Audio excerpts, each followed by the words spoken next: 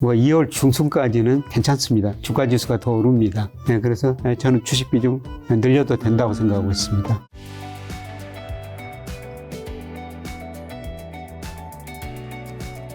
(2024년에는) 은행 예금이랑 채권이랑 주식, 뭐 금, 달러 되게 다양한 투자 자산이 있잖아요. 그렇다면 어떤 자산을 내년에 좀 늘려야 될까요?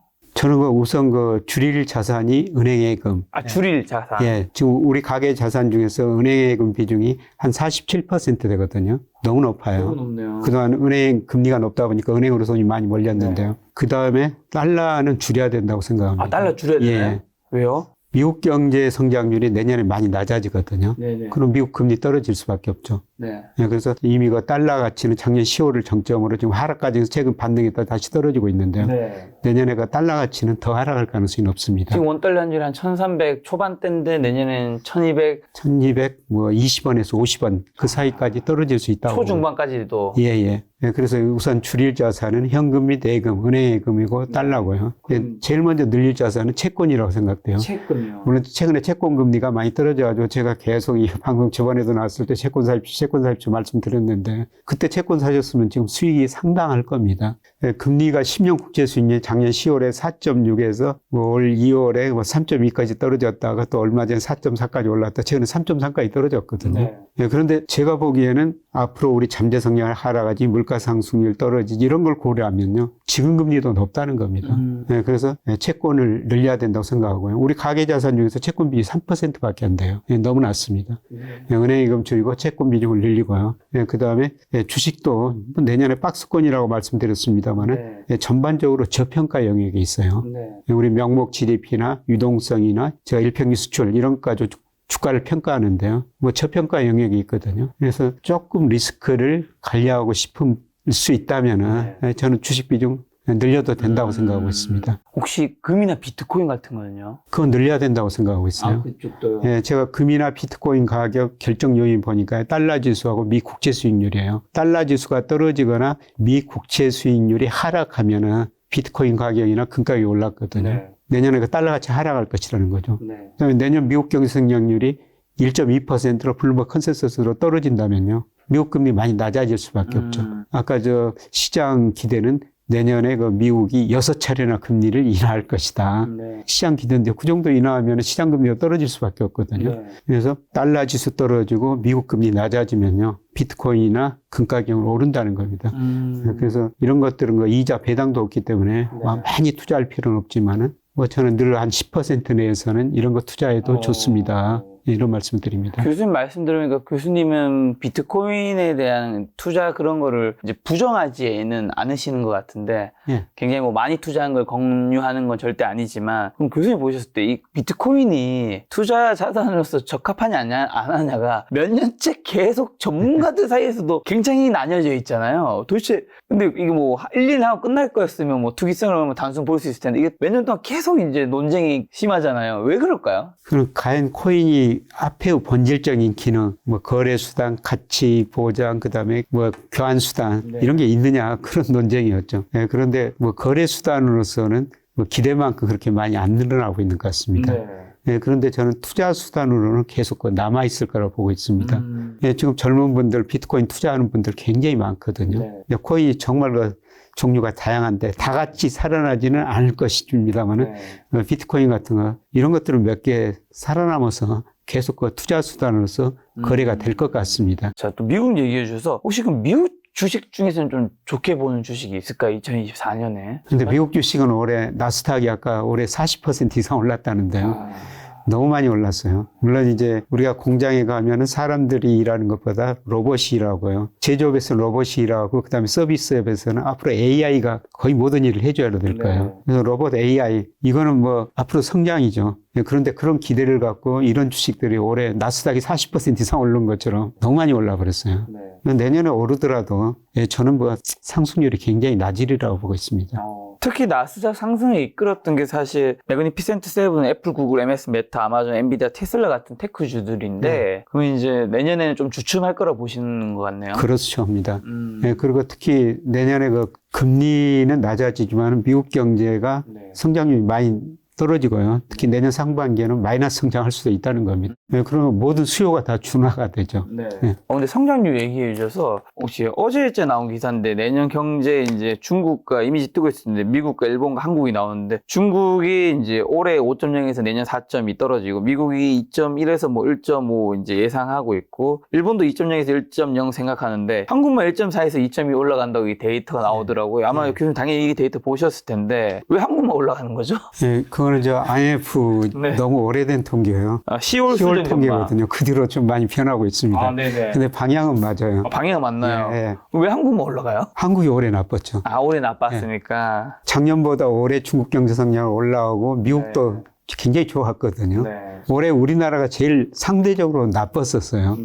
그러다 보니까 내년에는 이제 상대적으로 일부 기저효과죠. 내년에는 우리 경제 성장률만 올라간다.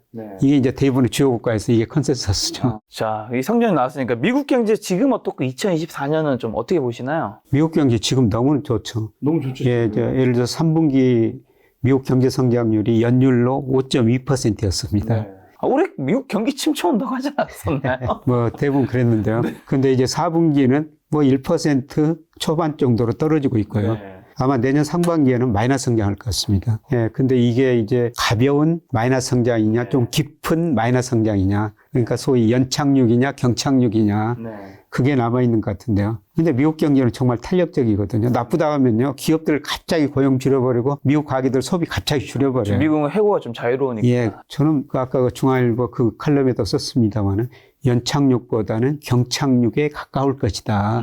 예, 그렇게 지금 보고 있습니다. 그러면 이제 중국 경제는 지금 어떻고 2024년 어떻게 보시나요? 예, 중국 경제 올해 5% 안팎 성장하죠. 근데 내년에는 뭐 대부분 4% 중반 정도 성장한다는 겁니다. 근데 중국이 뭐 극단적인 경기 침체는 아니고요. 근데 중국 성장 구조 보면은 세계 경제 어렸을 때 투자 중심으로 성장했는데요. 이제 투자 비중은 계속 줄어들고 소비 비중이 계속 늘어나고 있어요. 그래서 내년에 중국 경제는 한 4.5% 안팎.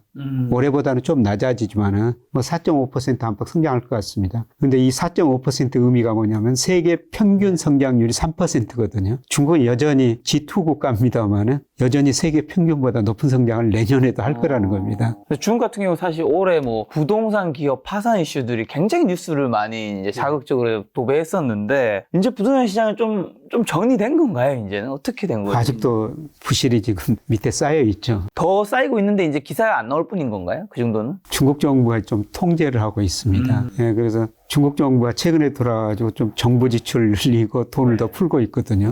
내수를 좀 부양하고 있습니다. 그런데 그것 가지고 완전히 부동산 부실이 해결되지는 않을 거예요. 예, 그런데 2008년 미국에서 그 주택가격이 급락하면서 미국 경제가 금융위기를 겪었지 않습니까? 뭐 부동산 측면에서 보면은 중국 문제도 그건데요. 예, 그런데 미국하고 차이점은 미국은 실물하고 금융하고 연결관계가 굉장히 강했어요. 그래서 미국 금융회사들이 주택을 담보로 빌려준 돈 가지고 다양한 파생상품을 만들어가지고 그걸 팔아가지고 집값이 떨어지니까 문제가 발생했지 않습니까? 중국은 그런 파생상품이 없다는 겁니다. 이런 의미에서 뭐 부동산 가격이 더 떨어지기는 떨어질 텐데요. 그런 게 미국처럼 금융으로 전이돼가지고 뭐 금융 위기까지 그 정도는 가지 않을 것 같고요. 단지 구조조정을 하는 과정에서 중국이 이제 구조적으로 좀 과거에는 7% 성장했는데 그런 성장 시대는 지나버렸다는 겁니다. 이제 잘해야 4내지 5% 성장. 예. 자, 미중 관계도 굉장히 중요할 텐데 사실 미중 관계 결정짓는 이제 어떻게 보면 축제 같은 행사가 내년에 대선인 거잖아요, 미국에. 지금 바이든, 트럼프 누가 될지 이제 굉장히 팽팽한데 바이든, 트럼프 당선에 따라서 국제 관계도 굉장히 많이 바뀌겠죠? 많이 바뀌죠. 우리가 바이든도 경험하고 그 이전에 트럼프도 경험했지 않습니까? 예, 사실 국제 관계 우리 입장에서 보면 트럼프 때가 더 편했었어요. 트럼프 혼자 가지고 유럽도 가고 뭐 김정은이도 만나가지고 혼자서 해결했거든요. 그런데 바이든은 우리 편 들래? 중국 편 들래? 이런 식으로 구체적으로 그동안 요구했지 않습니까? 그래서 우리가 지금 미국 편 들었지 않습니까? 그런데 뭐 바이든이 되면은 또 그런 관계도 많이 변할 거고요. 뭐 바이든이 직접 나서서 할 겁니다. 그리고 우리한테 당장 국방비 엄청 부담해라. 바이든이요? 트럼프가 되면요. 방금 전에 이제 트럼프가 되면 직접 나서고 우리한테 강하게 요구한다는 거죠. 그렇죠. 예. 뭐 국방비 강하게 요구할 겁니다. 예. 그리고 최근에 미국이 2050년까지 탄소 제로로 가고 바이든은 모든 그 미국 공공기관이 전기차를 사용하자. 예, 그렇게 제안해가지고 그렇게 나가고 있거든요. 네. 그런데 트럼프가 되면은 그게 많이 후퇴한다는 거죠.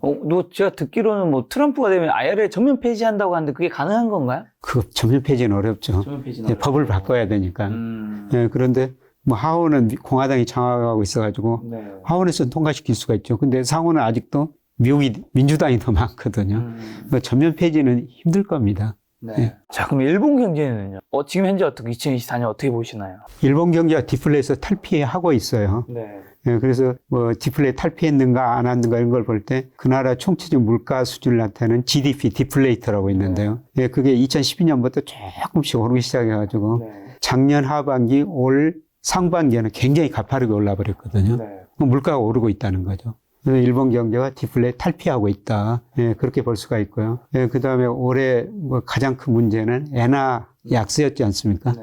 뭐 엔달러 환율이 한때가 151엔도 넘었죠. 네. 최근에 이제 142엔 안팎으로 다시 떨어졌는데요. 그런데 내년에는 아마 엔화가 많이 강세 보일 것 같습니다. 제가 엔달러 환율을 결정하는 요인 보니까요. 미국하고 일본하고 10년 국채 수익률 차이예요. 최근에 미 국채 수익률이 떨어졌지만 불구하고 뭐 10월까지는 국채 수익률이 뭐 5% 근처까지 올라와 버렸거든요. 그러니까 미국 금리가 일본보다 훨씬 더 높으니까 일본에서 돈이 미국으로 이전될 것이다. 그래서 엔양이 약세 보였는데요. 근데 최근에 그 금리 차가 많이 축소되고 있습니다. 그래서 미국 10년 국채 수익률 5%까지 갔는데 최근에 3.9%까지 떨어져 버렸죠. 네. 일본 10년 국채 수익률 0.7%. 예, 그리고 일본 디플레가 탈피했다. 이렇게 되면 아마 내년 상반기 무렵에 일본이 지금 기준금리 마이너스 0.1%인데요. 이걸 포기할 수도 있고 아마 그 이전에 일드 커브 컨트롤 이걸 포기할 수가 있습니다. 그러면 일본 금리는 지금보다 더 오를 수가 있죠. 그래서 아마 일본 경제가 디플레 탈피하고 있는 과정이고요. 예, 그 다음에 내년에는 엔화 가치가 상당히 많이 오를 것 같습니다. 지금 한국 경제는 IMF 10월 수준 전망에 따르면 올해가 1.4고 내년 2점이 이제 전망하고 있는데 교수님 보셨을 때 한국 경제 지금 어떻고 2024년 어떻게 보시나요? 그러니까 구조적으로 보면은 우선 사이클적으로 보면은 내년에 회복됩니다. 네. 뭐 제가 전망해도 올해 1.4 내년 한 2.1% 정도 나오는데요. 이게 사이클 단기 사이클로 보면은 내년에 경제는 회복 국면이다. 네. 예, 그리고 우리 선행지수가 OECD 한국 선행지수는 2월을 저점으로 올라오고 있고요. 네. 통계청의 선행지수 순환 변동 4월을 저점으로 올라오고 있거든요. 네. 사이클상으로 보면 경기 회복 국면인데 이제 우리가 구조적인 문제로 보면은 잠재 성장을 결정하는 인구 감소하고 있지, 그 다음에 자본 수가 크게 늘어나고 있지 않지, 생산성 한 단계 지금 늘어날 가능성이 낮거든요. 네. 구조적으로 우리 잠재 성장이 계속 떨어지는 거예요. 지금 2%인데 뭐잖아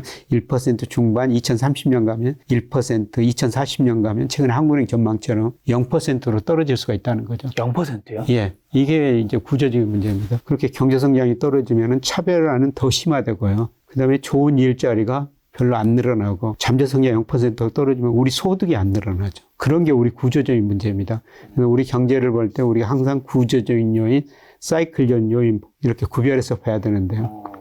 이 성장률이랑 소득이 안 올라가는 건 어떤 관계가 있는 걸까? 당연히 성장을 못하니까. 성장이 안 오면은 소득이 줄어든다는 거죠. GDP가 줄어든다는 건 소득이 안 늘어나니까요. 네. 임금을 기업들이 더 줄 수가 없는 거죠. 그렇죠. 예. 인상을 작게 하거나 동결을 하거나. 예, 동결이나 작게 하거나. 예. 네. 현재 한국은 부채, 뭐 가계부채, 뭐 기업부채 많다는 얘기가 있는데 지금 이거는 좀 어떻게 위험한 수준인가 어떤 상황인가요? 이것도 팽팽하게 다르더라고요. 어떤 쪽에서는 부채가 많은 거 맞다. 맞은데 자산이 늘었다. 예, 맞습니다. 갚을 수 있는 게 중요한 거 아니냐. 예. 단순히 부채 보면 어떡하냐 이렇게 얘기하는데 이렇게 양쪽이 팽팽하게 다투고 있더라고요. 예, 저는 부채가 많다고 극단적인 위기가 오는 건 아니고요. 네. 구조적으로 저성장이다. 예, 네. 그렇게 보고 있습니다. 올거 2분기 국제결제은행 통계 보니까 우리 기업 부채가 GDP 대비 124%, G20 국가들 96%입니다. 많긴 많네요. 예, 가계부채 102%, G20 국가들 62%거든요. 많긴 많네요. 그렇죠. 그래서 기업부채, 가계부채가 세계에서 가장 높은 나라 쪽에 있는 거예요. 네, 그런데 이런 게 많다고 당장 위기가 오는 거 아닙니다. 그 말씀하셨으면 작가님, 김 작가님 말씀하셨습니다만 우리 가계 금융자산도 늘어나고 있어요.